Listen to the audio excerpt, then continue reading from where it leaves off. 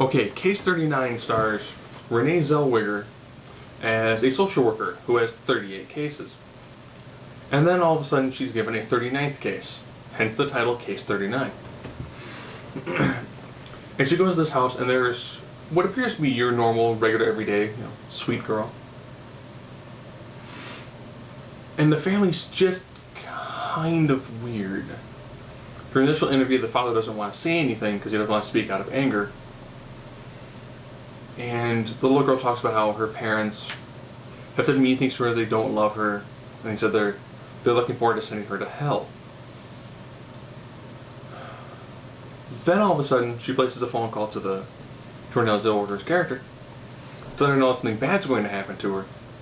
And then her parents try to kill her by throwing her into the oven, essentially, cooking her. Renee Zellweger and her cop friend show up just in time to essentially save them. And then she kind of becomes the legal guardian of this girl. And that's when there's this nice, slow, methodical change from, nice, sweet girl to potential devil. And it's hard with these sort of movies when you have a child who is playing the dual role, being kind of like, the cutesy, what are you doing in there, silly buns?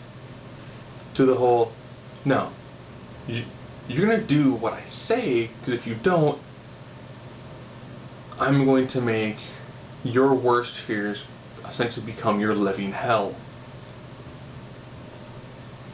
And the girl who does it does a really good job because it's a nice, good, even transition. And that's actually the bulk of the movie is, essentially the girl kind of helping to pick off people one by one that's in Renee Zellweger's life, as well as trying to essentially break Renee's character down. So you have this little girl who does a really good job playing against Renee Zellweger and Bradley Cooper for most of the movie. And it's actually a fairly solid movie. It doesn't do a lot in the way of real visceral things. There's a moment where the mother thinks she's stuck in the previous one thinks she's stuck in an oven, so she can essentially like claw at her skin. And then sure later on she's getting deep claw marks because she thinks she's on fire. And that's done fairly well. And it's done atmospherically well. It's done creepy enough. There really isn't like a huge, giant, ridiculous payoff. It's more of that slow transition from from like sweet, cute, innocent to potentially either being possessed by a devil or being an actual devil herself.